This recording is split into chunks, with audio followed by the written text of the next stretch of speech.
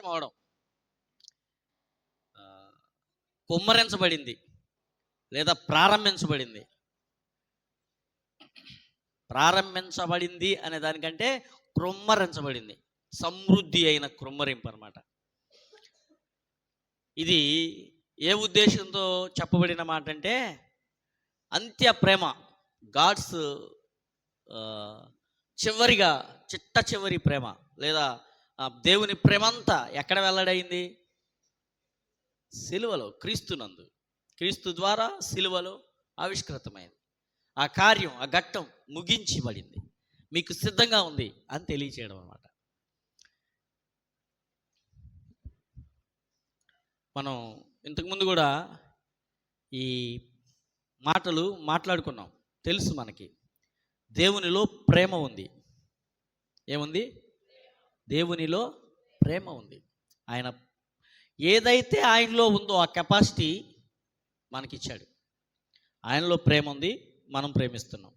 నువ్వు నీ కొడుకుని ప్రేమిస్తున్నావన్నా, నీ భర్తను ప్రేమిస్తున్నావన్నా, నీ భార్యను ప్రేమిస్తున్నావన్నా, నీ స్నేహితుని మధ్య ఉన్న ప్రేమ అయినా, నీ బంధుమిత్రుల మధ్య ఉన్న ప్రేమ అయినా, ఇరుగు పొరుగు సంబంధాల్లో ప్రేమ ఉన్నా, ఆ ప్రేమకు కారణం గాడ్స్ లవ్.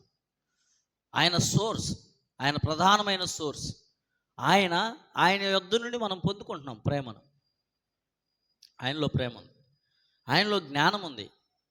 కాబట్టే మనకు జ్ఞానం. ఆయన పరిపూర్ణమైన ప్రేమ కలిగిన వాడు, ఆయన సర్వ జ్ఞాని. ఆయనకి అన్నీ తెలుసు, మనకు కొంత తెలుసు. ఆయన దగ్గర నుంచి జ్ఞానం కొంచెం పొందుకుంటున్నాం. మనం అంత జ్ఞానం, మనకు జ్ఞానం అంతా తెలియదు. మనకు జ్ఞానం ఉంది కానీ జ్ఞానం అంతా లేదు. అపరిమితమైన జ్ఞాని ఆయన, మనం పరిమితమైన జ్ఞానం కలిగిన వాడు. ఆయన శక్తిమంతుడు, సర్వశక్తిమంతుడు ఆయన. మనం కూడా శక్తి ఉంది, కాకపోతే మన శక్తి పరిమితమైంది. ఒకడు 10 కేజీలు ఎత్తగలడు, ఒకడు 25 కేజీలు ఎత్తగలడు, ఒకడు 100 కేజీలు ఎత్తగలడు. శక్తి అది బలమే కదా. ఆయన ఆలోచించేవాడు, మనం కూడా ఆలోచిస్తున్నాం. ఆయన మాట్లాడేవాడు, డాష్ పూర్తి చేయాలి మీరు, మనం కూడా మాట్లాడుతాం. ఆయన నీతిమంతుడు, మనలో కూడా ఎంతో కొంత నీతి ఉందంటే కారణం ఇన్బిల్ట్. అది ఇన్బిల్ట్ మనలో ఉంది. ఆయన పరిశుద్ధుడు, మనం కూడా పరిశుద్ధంగా ఎంతో కొంత పరిశుద్ధత గురించి ఆలోచిస్తున్నామంటే ఆయనలో ఉంది పరిశుద్ధత.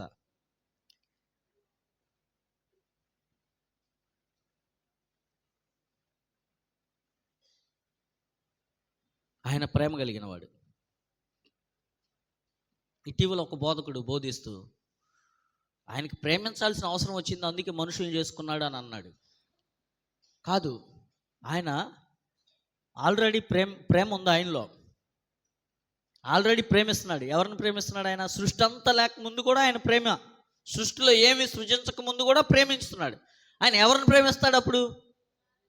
తండ్రి కుమారుని ప్రేమిస్తాడు, కుమారుడు పరిశుద్ధాత్మను ప్రేమిస్తాడు, పరిశుద్ధాత్ముడు కుమారుని ప్రేమిస్తాడు, కుమారుడు తండ్రిని ప్రేమిస్తాడు. ఈ ముగ్గురి వ్యక్తుల మధ్య ఉన్నటువంటి ప్రేమ సంబంధం, అది ప్రేమ. ఆయన ప్రేమమయుడు. ఆయనకు ఒక పేరు, ఆయన పేరులో ఒక పేరేంటి? ప్రేమమయుడు. ఈ ప్రేమమయుడైన దేవుని ప్రేమ ఎవరికి? అంబాపురంలో ఉన్న పరిశుద్ధ ఆంధ్రేయ సంఘంలో ఉన్న ఈ సమూహానికేనా ఆయన ప్రేమ? కాదు, లోకమంతటికి. ఆదికాండం 12వ అధ్యాయము 3వ వచనంలో అబ్రహామును ఏర్పరచుకున్నప్పుడు, అబ్రహామును దేవుడు అబ్రహాం కొరకే ఏర్పరచుకోలేదు. అబ్రహామును దేవుడు ఇజ్రాయేలీల కొరకే ఏర్పరచుకోలేదు, ఒక జాతి కొరకే ఏర్పరచుకోలేదు. ఆయన ఏర్పరచుకోవడం యొక్క ఉద్దేశం ఏంటంటే, ఆయన ఆశీర్వాదం, ఆయన ప్రేమ సర్వ మానవాళికి పంచాలనే ఆయన చిత్తము అయి ఉంది. చదవండి 3వ అధ్యాయం 12వ అధ్యాయం 3వ వచనం. నిన్ను ఆశీర్వదించు వారిని ఆశీర్వదించదను, భూమి యొక్క సమస్త వంశములు, నోట్ దిస్ పాయింట్, భూమి యొక్క సమస్త వంశములు. ఇటీవల ఒక 6-7 నెలల క్రితం TV9లో ఒక కథనం ప్రచారం చేశారు. ఏమిటి ఆ కథనం అంటే, శాస్త్రజ్ఞులు విస్తృతమైన పరిశోధనలు జరిపి తేల్చిన సత్యం ఏంటంటే, ఈ సృష్టిలో ఉన్న ప్రతి మానవుడు ఒక్క మనిషి నుండే వచ్చాడు అని తేల్చి చెప్పేశారు. మీకు ఎవరికి సంతోషం లేదా? ఎవరు ఆ ఒక్క మనుషుడు? ఆదాం. ఆదాము నుండి సమస్త మనుషులు వచ్చారని శాస్త్రజ్ఞులు పరిశోధనలు చేసి తెలిపారు. TV9 ప్రచురించింది, ఒక పాస్టర్ గారు ఒక క్రైస్తవ ఛానల్లో కాదు. TV9 అంటే TV9 ఎక్కడిది సోర్సు? ఇతర ఇంగ్లీష్ ఛానల్స్.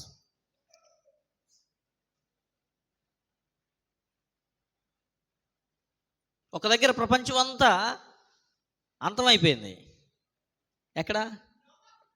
నోవాహు కాలంలో ఆనాటి సర్వ సమాజం మానవాళంతా నాశనం అయిపోయింది, ఒక్క కుటుంబం తప్ప. నోవాహు తన ఎంతమంది కుమారులు? 3 కుమారులు తప్ప. 3 కోడళ్ళు ఫ్యామిలీ తప్ప. ఆ 8 తప్ప మిగిలిన వాళ్ళందరూ నాశనం. ఆ 3 సంతానమే ఈనాడు ప్రపంచంలో ఉన్న ప్రతి సమూహం. ఆ 3 సంతానమే.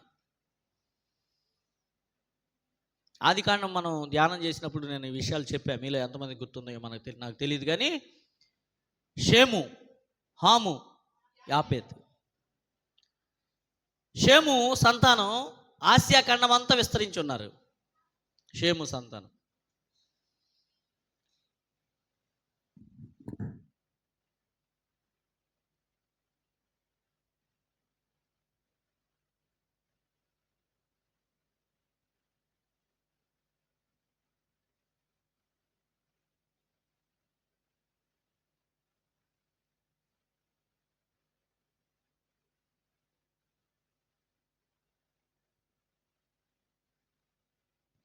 అయితే షేము సంతానం ఆసియా ఖండం అంతా విస్తరించి ఉంది. వీళ్ళని ఏమంటారు? Coloured people. అంటే సామాన్ఛాయ, తెల్లగా ఉన్న సామాన్ఛాయ ఉన్న వీళ్ళంతా కలర్డ్ పీపుల్ అంటారు. ఇది షేము సంతానం. ఇజ్రాయేలీలు, ఇరాకు, ఇరాను, భారతదేశం, ఏషియా అంతా కలర్డ్ పీపుల్ అంటారు. అంటే సామాన్ఛాయ అంటారు కదా. సామాన్ఛాయ కావచ్చు, కలర్ కావచ్చు.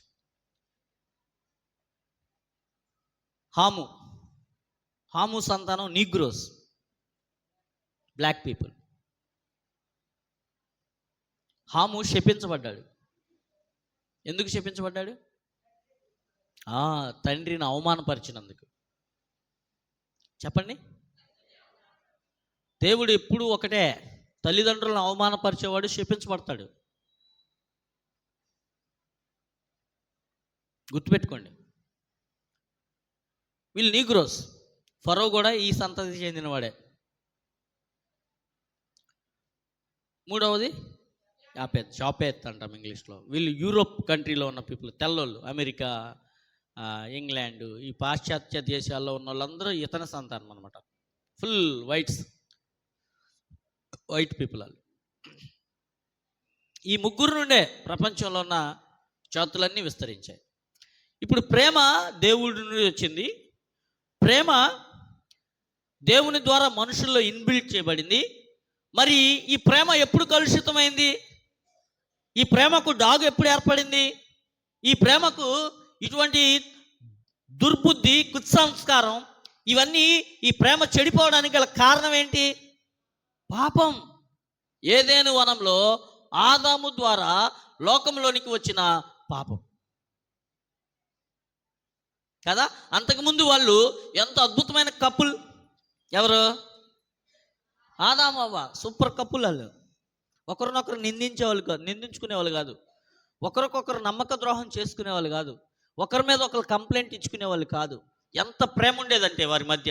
దేవుడు తండ్రి, కుమారుడు, పరిశుద్ధాత్మ త్రియేక దేవుని మధ్య ఎటువంటి ప్రేమ ఉందో ఆదాము అవ్వల మధ్య కూడా అదే ప్రేమ ఉండేది. అందుకే కుటుంబాన్ని గురించి ఆదికాండంలో 2వ అధ్యాయం 18వ వచనంలో ఏం చెప్పబడింది? 24వ వచనంలో వారు ఏక శరీరం, వన్ బాడీ. ఇదే మాట ఎవరి గురించి మాట్లాడాడు దేవుని వాక్యంలో? ట్రియూన్ గాడ్ గురించి. వారు ఒక్కటే. త్రియేక దేవుడు, ఒక్క దేవుడు. ఇక్కడ సంసారాన్ని గురించి, కుటుంబాన్ని గురించి మాట్లాడేటప్పుడు ఆదాము అవ్వల్ని ఏక శరీరం. ఈ ఏక శరీరం ఏమైపోయింది? బీటలు వారిల్లింది. ఎక్కడో తెలుసా? పాపం తర్వాత దేవుడు దిగి వచ్చి ప్రేమిస్తున్న దేవుడు, ప్రేమ ఉన్న దేవుడు వారిని అడిగాడు, ఆదామా నువ్వు ఎక్కడున్నావు?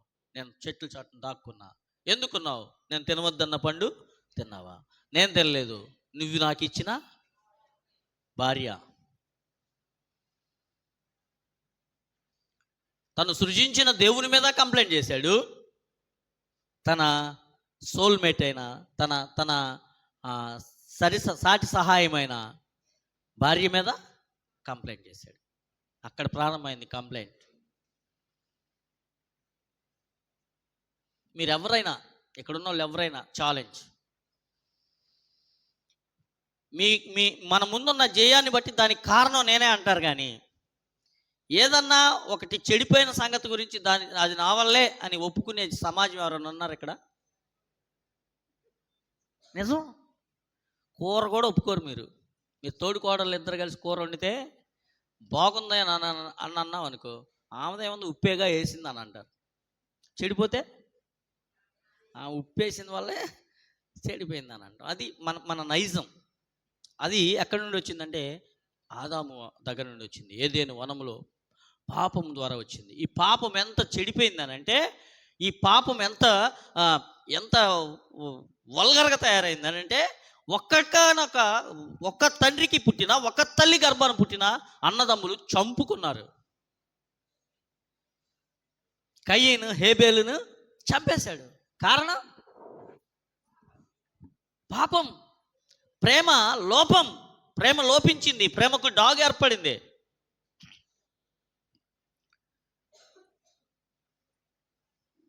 దేవుడు ఏర్పరచుకున్న కుటుంబం యాకోబు కుటుంబం. యాకోబు కుటుంబాన్ని ఎవరు ఏర్పరచుకున్నాడు? అబ్రహాము తర్వాత యాకోబుని ఎంచుకున్నాడు. ఇస్సాకు తర్వాత యాకోబుని ఎంచుకున్నాడు దేవుడు. యాకోబు కుటుంబంలో ఎటువంటి పరిస్థితి ఉంది? ఏశావును ద్వేషించాను, యాకోబును ప్రేమించాను. సంబంధాలు చెడిపోయాయి. పక్షపాతం వచ్చేసింది. ఇటువంటి సమాజంలోనికి దేవుని ప్రేమ ఆవిష్కరిస్తున్నాడంట. అందుకే ప్రభు ఏమంటున్నాడు తెలుసా?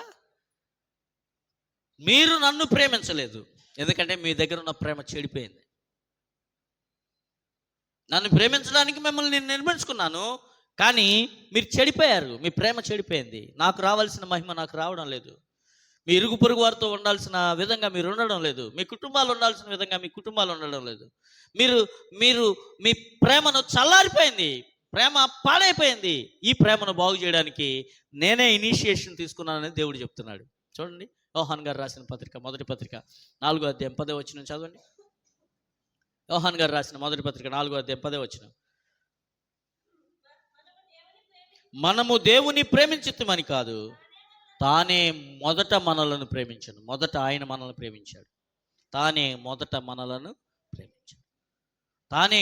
మనలను ప్రేమించాడు. పక్కన వాళ్ళతో చెప్పండి, దేవుడే మొదటగా మనల్ని ప్రేమిస్తున్నాడు. With shake hand. నియమం మర్చిపోమాకండి.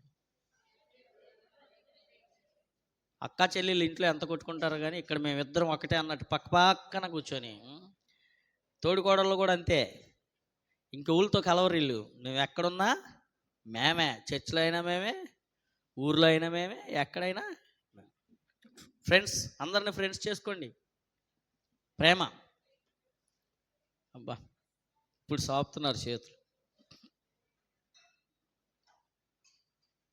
దేవునికి స్తోత్రం. మొన్న క్రిస్మస్ రోజున ప్రసంగం చేయడానికి వచ్చిన ఆయన ఒక మాట అన్నాడు. ఎందుకు ద్వేషిస్తామో తెలియదంట కొంతమంది. అసలు సహజంగానే ఆ మాట భలే నచ్చింది నాకు. కొంతమంది మీద ఎందుకు పగ పెంచుకుంటారో తెలియదు. కారణం ఉండదు. కారణం లేకపోయినా కారణం ఏంటంటే ఈ పగకు కారణం చెడిపోయిన ప్రేమ. ఇక్కడ దేవుడు అంటున్నాడు, మొదట నేను మిమ్మల్ని ప్రేమించాను. ఈ ప్రేమ ఎలా? ఆయన మొదట మనల్ని ప్రేమించాడు. యోహాను సువార్త 3వ అధ్యాయం 16వ వచనం చూడకుండా చెప్పేయాలి.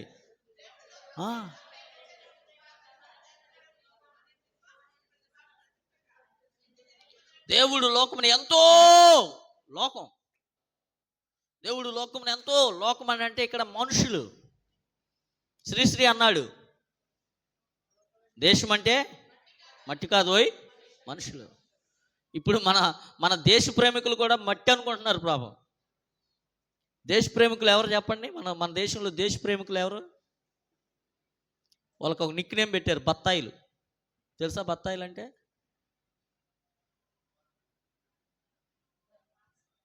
ఆర్ఎస్ఎస్, బజరంగ్ దళ్, విహెచ్పి తదితర గ్రూపులను ఏమంటారంటే బత్తాయిలు అని పిలుస్తారు. ఎందుకు బత్తాయి అంటారు? వాళ్ళ వాళ్ళ రంగు, జెండా రంగు కాషాయం కదా, కషాయం కదా, అందుకే బత్తాయి బత్తాయి రంగు అంటారు.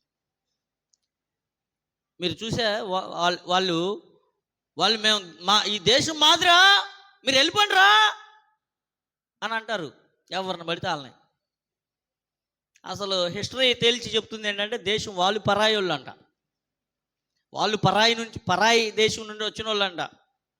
అసలు చూడండి ఇట్లా ఉల్టా అయిపోయింది పాపం. ఆ సత్యం వాళ్ళకి తెలియట్లా. వాళ్ళు ఎక్కడన్నా ప్రార్థన చేసుకునే వాళ్ళంటే ఇది పరాయి దేశం మతం, మా దేశంలో ఉన్నారేంటి అంటారు. పోనీ వాళ్ళ వాళ్ళ మతం అని చెప్పబడే మతంలో ఇదిగో మా మతంలో మీరెందుకు వచ్చారు లోపలికి అని, గుళ్ళోకి ఎందుకని. ఇటీవల నేను ఒక వీడియో చూశాను. ఒక కాషాయ జెండా కట్టుకొని యాదవ కులానికి చెందినవాడంట. ఇతడు ఆ హిందూ ధర్మాన్ని ప్రచారం చేసుకుంటూ బ్రాహ్మణుల వీధిలోకి వెళ్ళాడంట. నిజంగా జరిగింది, ఇది ఇటీవలే జరిగింది. ఏరా నువ్వు యాదవుడు అయ్యుండి మా వీధిలోకి వచ్చి మాకే ధర్మాన్ని బోధిస్తావా అని పట్టుకొని గుండుకు ఇచ్చి స్త్రీల మూత్రం బట్టి మూత్రాన్ని చల్లారంట. ఆడవాళ్ళ మూత్రం అతని మీద చల్లి శుద్ధి చేశారంట.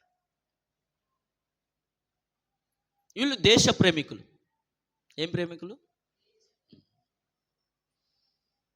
దేశాన్ని ప్రేమించడం అంటే మనుషులను ప్రేమించడం. మనుషులను ప్రేమించడం అంటే అనగారిన వాళ్ళని పైకి తీయడం, నీ తోటి వారిని నీతో సమానంగా చూడడం. దేవుణ్ణి ప్రేమించడం అంటే నీ ఇరుగు పొరుగు వారితో సఖ్యత కలిగి ఉండడం, సమాధానంగా ఉండడం, వారి శ్రేయస్సు కోరుకోవడం. ఇప్పుడు కూడా క్రైస్తవ కుటుంబాలు కూడా దేవుడు నన్ను దీవించాడు, దేవుడు నన్ను దీవించాడని మనం పెద్ద పెద్ద ప్రహరీలు కట్టుకొని గేట్లు పెట్టుకొని లాక్ చేసేసుకొని ఇళ్లలో ఉండి నన్ను నా దేవుడు నన్ను నా కుటుంబాన్ని దీవించాడు. ఇది కాదు దీవెన. నేను మిమ్మల్ని ప్రేమిస్తున్నాను, నేను మిమ్మల్ని ప్రేమించాను, ఈ ప్రేమను మీరేం చేయాలి? ఇతరులకు చూపాలి. This is must and should. ఇది తప్పక చేయవలసిన కార్యం. అయితే గీతే కాదు, ప్రతి క్రైస్తవుడు చేయవలసిన కార్యం ఇది. దేవుడు అందుకే మనల్ని ప్రేమించాడు. ఇది నేను చెప్పడం లేదు, చూడండి. ఇదే యోహాను పత్రికలో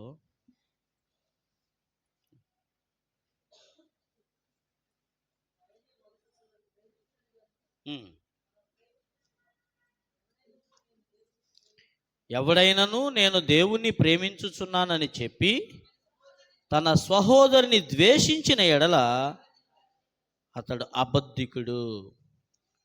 ఎవడైనను నేను దేవుని ప్రేమించుచున్నానని చెప్పి 4వ అధ్యాయం 20వ వచనంలో తన సహోదరుని ద్వేషించిన ఎడల అతడు అబద్ధికుడు. అబ్బా, ఈ వాక్యాలు మనకు గుర్తుండవు. ఎవడైనను నేను దేవుణ్ణి ప్రేమిస్తున్నానని చెప్పి తన సహోదరుని ద్వేషించిన ఎడల అతడు అబద్ధికుడగును. తాను చూచిన తన సహోదరుని ప్రేమింపనివాడు తాను చూడని దేవుని ప్రేమింపలేడు. దేవుని ప్రేమించువాడు తన సహోదరుని కూడా ప్రేమింపవలెనను ఆజ్ఞ మనం ఆయన వలన పొంది ఉన్నాము. ఇదేంటండి ఆజ్ఞ? ఆజ్ఞ అంటే కుదిరితే చేద్దాం కాదు. ఏమోయ్, కుదిరితే పక్కింటి వాళ్ళకి 1 కేజీ బియ్యం అరువు అడిగితే ఇద్దామని అన్నది కాదు ఆజ్ఞ అంటే. నీ దగ్గర ఉంది, అడిగి లేదు, నువ్వేం చేయాలి? ఖచ్చితంగా ఇవ్వాలి. ఇది ఆజ్ఞ. ఇది ఆజ్ఞ. ఇది ఆజ్ఞ.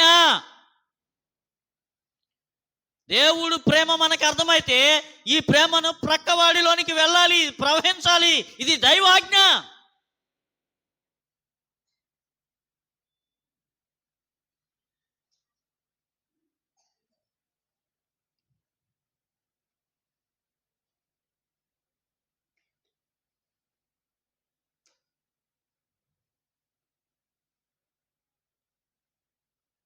11వ వచనం చూడండి.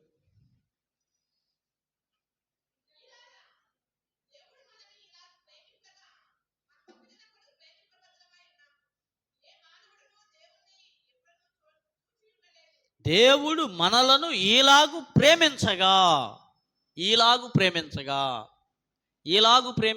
ఉంది. ఎలాగు ప్రేమించాడు మనల్ని? ప్రాణం పెట్టి ప్రేమించాడు. He gave his life for us. దేవుడు మన కోసం, మానవుల కోసం, ప్రతి మానవుడి కోసం, ప్రపంచంలో ఉన్న ప్రతి మానవ సమాజం కొరకు ఆయన ఏం చేశాడంటే తన ప్రాణం పెట్టాడు. రక్తంతో కొన్నాడు మనల్ని. మనము క్షయమైపోయిన వెండి బంగారపు వంటి వస్తువులతో మనం విడిపింపబడలేదు, కానీ అమూల్యమైన ఆయన రక్తం చేత మనల్ని కొన్నాడు ఆయన. దేవునికి స్తోత్రం. అమూల్యం అంటే వెలకట్టలేని రక్తంతో. ఎందుకు వెలకట్టలేం? మన రక్తానికి వెళ్ళలేదు, ఉంది ఎంతో కొంత, కానీ పాపాన్ని విడిపించేంత వెళ్ళలేదు మనకి.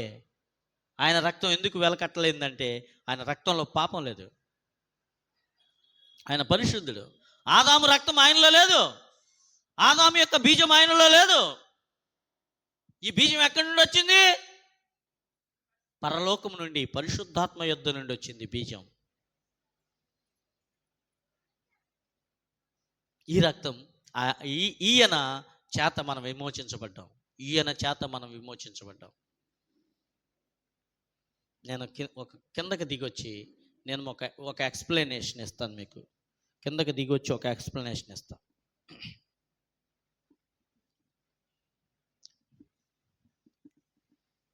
ఏం పేరురా చిన్నవాడా నీ పేరు?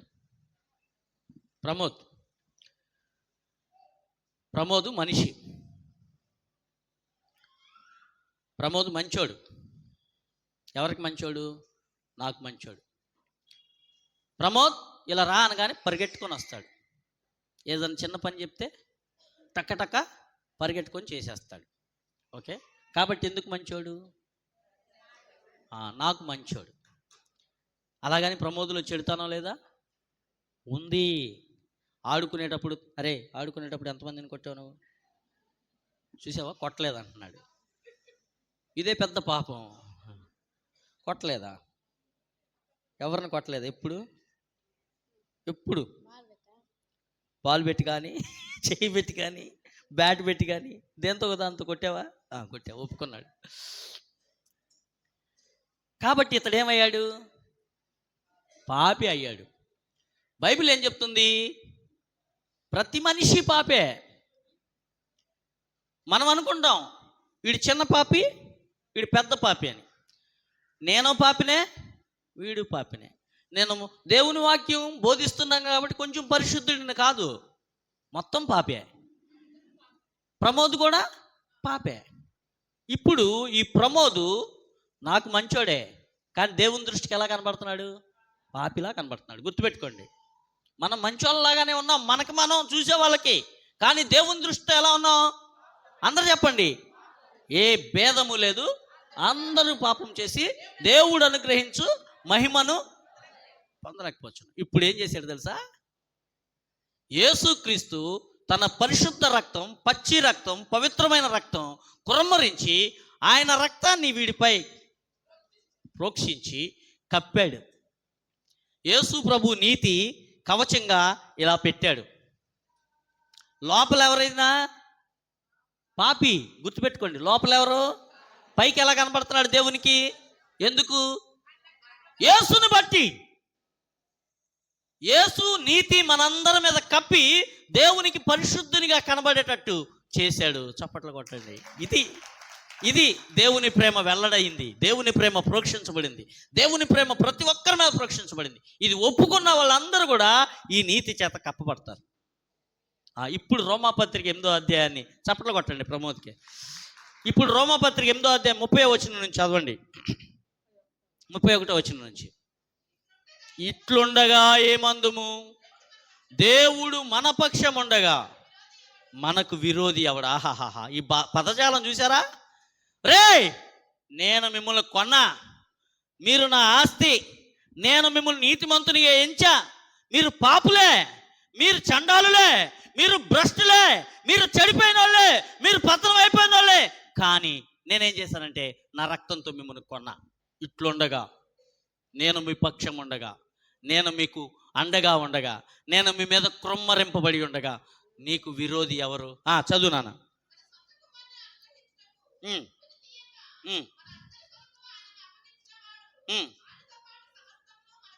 ఆహా, చూడండి ఈ ప్రేమను గురించి మాట్లాడుతూ ఆయన తన సొంత కుమారుడే, జనతైక కుమారుడే, తను ఎప్పుడు విడిచిపెట్టకుండా ఉన్న కుమారుడినే మీకోసం ఇచ్చి వేస్తే, ఆయనే మీకోసం ఇచ్చేస్తే ఆయన ప్రేమను కుమారుడి ద్వారా పరిపూర్ణంగా ఆవిష్కరింపచేస్తే సమస్తము ఆయనతో పాటు మిగిలిన మీకు ఎందుకు ఇవ్వడు?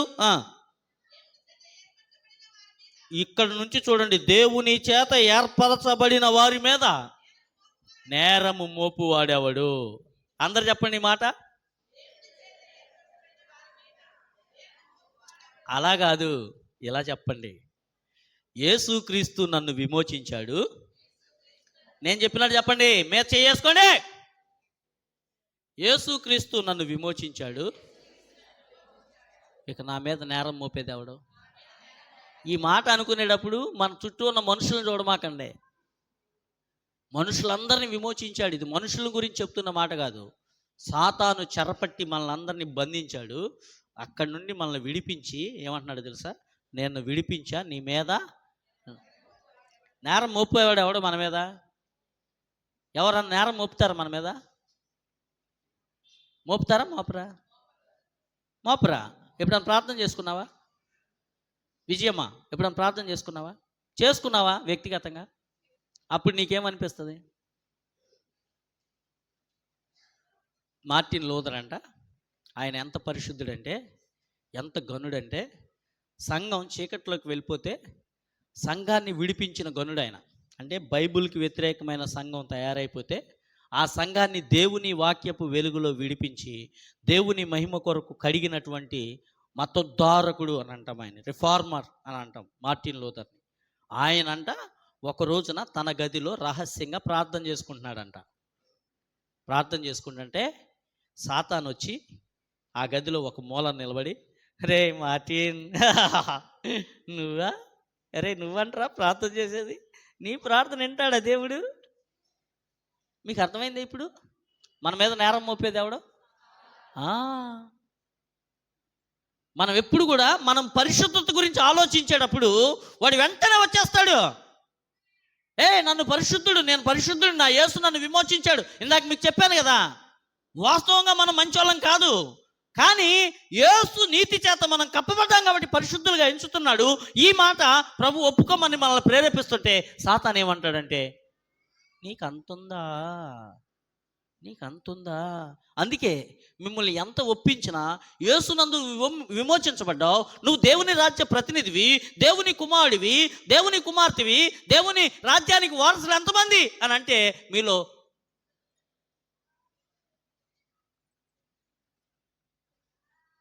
ఎందుకు భయం కాదు.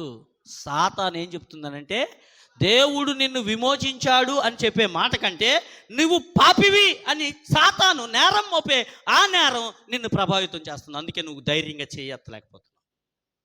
మీకు అర్థమైందా? వాస్తవంగా మనం పాపులమే, సాతాను చెప్పేది నిజమే, కానీ దేవుడు ఏమంటున్నాడు? నీ పాపం కొరకు నేను వెల చెల్లించా, నా నీతి నీ మీద కప్పా, ఇక మీద నువ్వు పాపివి కాదు. దేవుని ప్రేమ ఆవిష్కృతమైంది. ఇటువంటి మన మీద, భ్రష్టుల మీద, దొంగలు, జోదగాండ్రు, ఏదైనా కానివ్వండి, వాటి సిన్నికి ఏ రూపంలో పేరు పెట్టుకున్నా అదంతా మనలో ఉన్న ఇప్పుడు యేసు తన పరిశుద్ధతను మన మీద కప్పి ఏమంటున్నాడు తెలుసా? నేను నిన్ను విమోచించాను, నేను నిన్ను విడిపించాను, నీ మీద నేరం మోపువాడు ఎవడు? ఇప్పుడు తర్వాత ఎక్స్ప్లెనేషన్ కూడా ఇస్తున్నాడు. ఒకవేళ నేరం మోపాలన్నా, శిక్ష విధించాలన్నా కుమారుడైన క్రీస్తే, ఆయనే నిన్ను విడిపిస్తే ఇంకా నీకెక్కడది చెర? ఈ మాట మళ్ళీ చదువుదాం. దేవుని చేత ఏర్పరచబడిన వాని మీద నేరము మోపువాడెవడు? నీతిమంతులుగా తీర్చు వాడు దేవుడే. ఒకవేళ నేరం మోపాల్సి వస్తే దేవుడు మోపాలి. ఆయన నీతిమంతులుగా ప్రకటించాడు.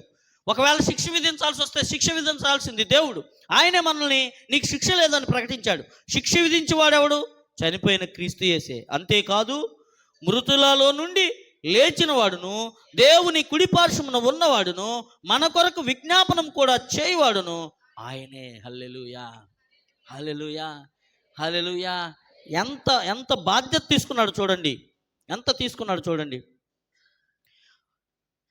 మన కొరకు విజ్ఞాపనము కూడా చేయువాడు ఆయన. ఇక్కడ నుండి చూడండమ్మా, క్రీస్తు ప్రేమ నుండి మనలను ఎడబాపువాడు ఎవడు? క్రీస్తు. ఈ ప్రేమ క్రీస్తు మనపై కృమ్మరిస్తుండగా ఆ ప్రేమ నుండి మనం బయటికి తీసుకొచ్చేవాడు ఎవ్వడలేడట. దేవుడు ఛాలెంజ్ చేస్తున్నాడు. అది హింస అయినా, శ్రమ అయినా, బాధ అయినా, కరువైన, వస్త్రహీనతైన, ఉపద్రవమైన, ఖడ్గమైన మనల్ని ఎడబాపునా.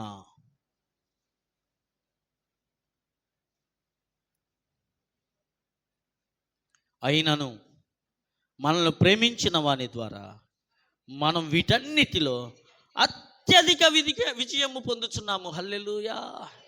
అబ్బా, ఆయన ప్రేమట వీటన్నిటిలో మనల్ని ఉపద్రవాల్లో, శ్రమల్లో, ఇరుకుల్లో, ఇబ్బందుల్లో, వీటన్నిటిలో అత్యధిక విజయం పొందేటట్లు ఆయన ప్రేమ మనకు తోడై ఉంటుందట.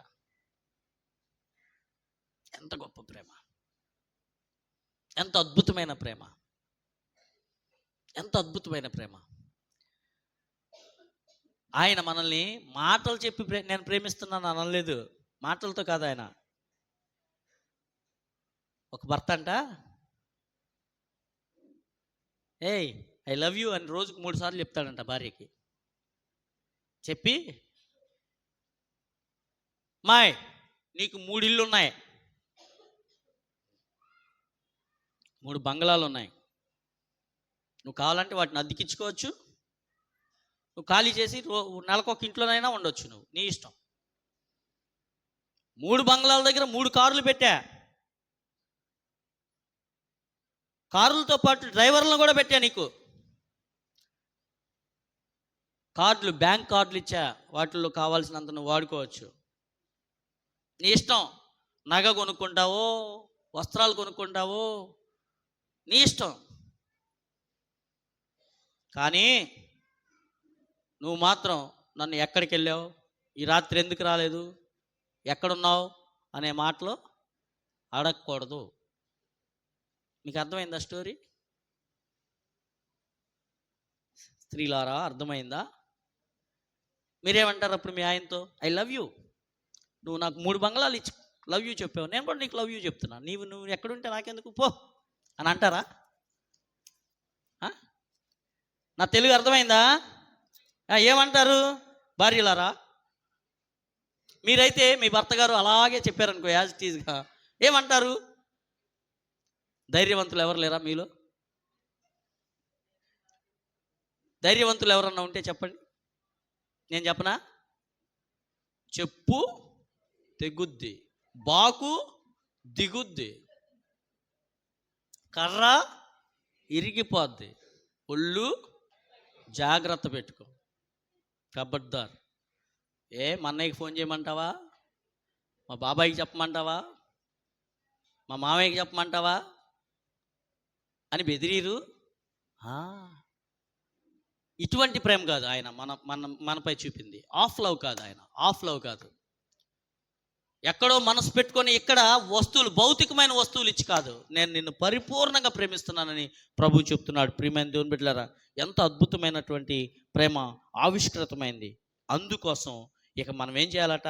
అంత మాత్రమే కాదు, ఇక్కడ చూడండి, యోహాను సువార్తలో కూడా ఆయన తన ప్రేమను గురించి మాట్లాడుతున్నాడు. 9వ వచనం నుంచి చూస్తే, తండ్రి నన్ను ఎలాగూ ప్రేమించును నేనను మిమ్మును అలాగూ ప్రేమించు, నా ప్రేమ యందు నిలిచియుండుడి.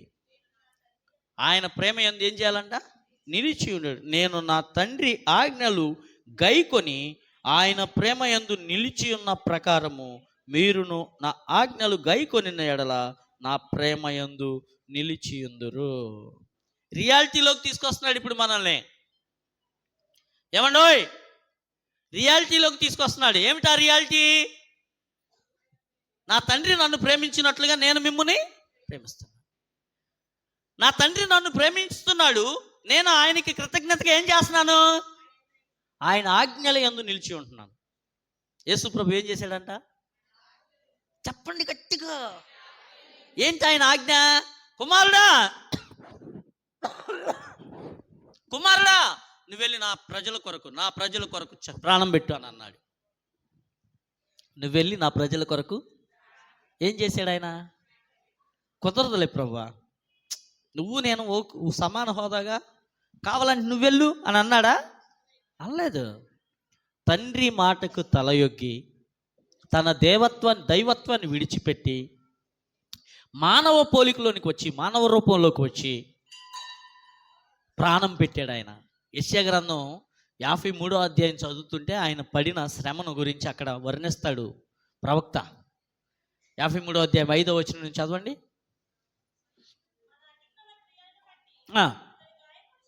మన అతిక్రమ క్రియలను బట్టి అతడు గాయపరచబడెను, మన దోషములను బట్టి అతడు నలుగగొట్టబడెను, మన సమాధానార్థమైన శిక్ష అతని మీద పడెను, అతడు పొందిన దెబ్బల చేత మనకు స్వస్థత కలుగుచున్నది.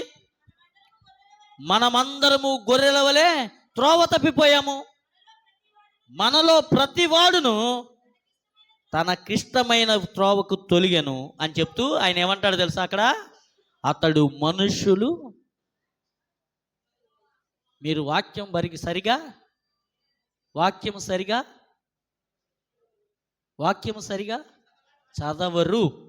చదవట్లేదు కాదు, చదవరు, వాక్యాన్ని ప్రేమించరు, వాక్యం పట్ల శ్రద్ధ లేదు, దేవుని వాక్యంలో నాకేం రాయబడి ఉందని తెలుసుకునే ఆరాటం, అభిలాష మీకు లేదు.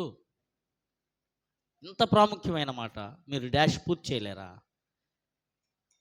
మనుష్యులు లేనంతగా అతడు మనుష్యుడు చూడనొల్లని వాడు అయిపోయాడంటండి. మనుష్యుడు చూడనొల్లని అంటే అంతగా ఛిద్రం అయిపోయాడు ఆయన. ఎక్కడైనా ఎప్పుడైనా యాక్సిడెంట్ అయిన బాడీ, రక్తశక్తమైన ఒక శరీరాన్ని మీరు చూసారంటే ఏం చేస్తారు? అబ్బా భలే ఉంది అంటారా? ఏమంటారు? మో అని మొహం తిప్పేసుకో అంటే అతి భయంకరంగా ఆయన శరీరం నలంగొట్టబడింది. నాగటి చాలా వలె మెత్తగా. ఏదో యేసు ప్రభు శిలువ మీద 4 గాయాలు చూపిస్తారు కానీ అలా కాదు. ఆయన శరీరం అట నాగటి చాలా వలె రక్తసిక్తం అయిపోయింది. ఎంత భయంకరమైన శ్రమను మన కోసం అనుభవించాడు, మనల్ని ప్రేమించి.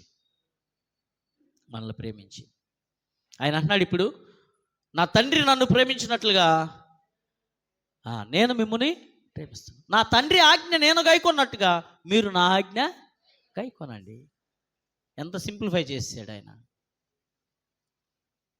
ఇప్పుడు నేను మీకోసం చనిపోయానుగా, నేను మీకోసం ప్రాణం పెట్టానుగా, మీరు అటు ఇటు చూడొద్దు. ఇక నీ రక్షకుడిని నేను, మీ యజమానిని నేను, నీకోసం ప్రాణం పెట్టింది నేను మిమ్మల్ని ప్రేమిస్తున్నాను. నా మీద మీరు తిరిగి నాకు ప్రేమనివ్వాలి అని అంటే మీరేం చేయాలంటే నా ఆజ్ఞ గైకోవాలి. ఏంటి ఆయన ఆజ్ఞ? నిన్ను వలే ఇంకా నీ శత్రువుని. ఎన్నిసార్లు చెప్తాము ఈ మాట? నీ శత్రువుని.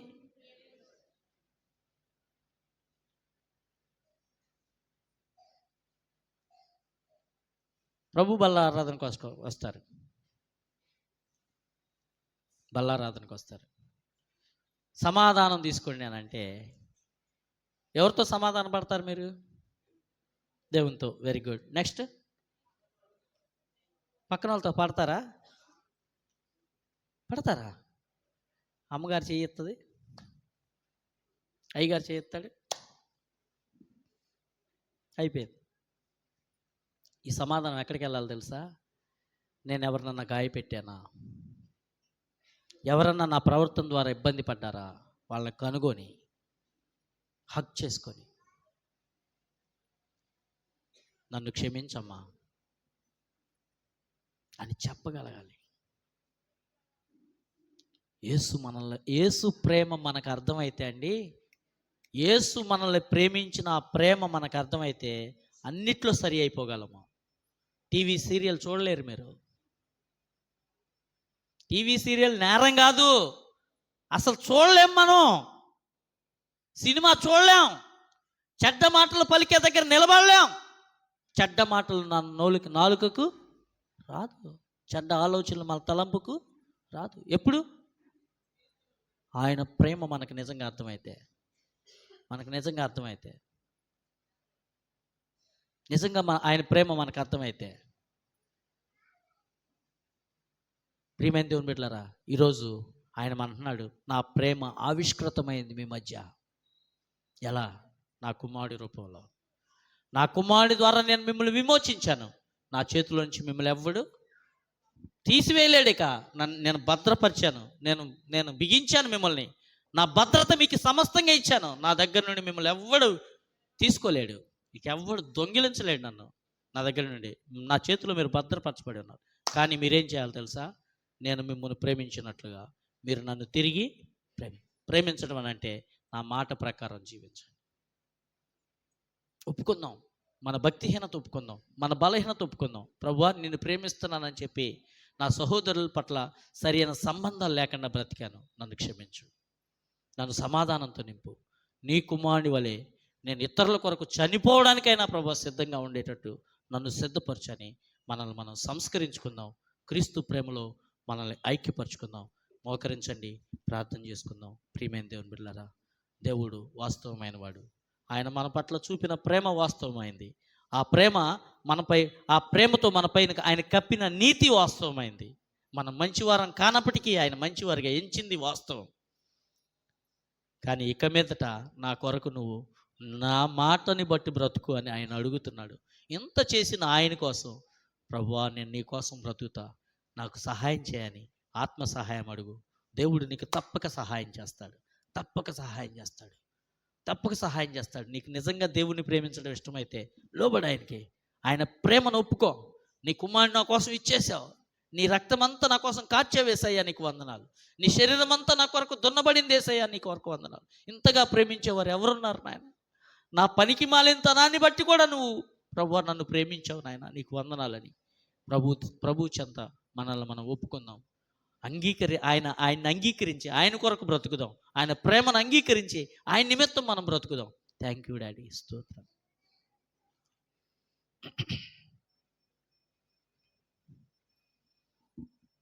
నన్నెంతగా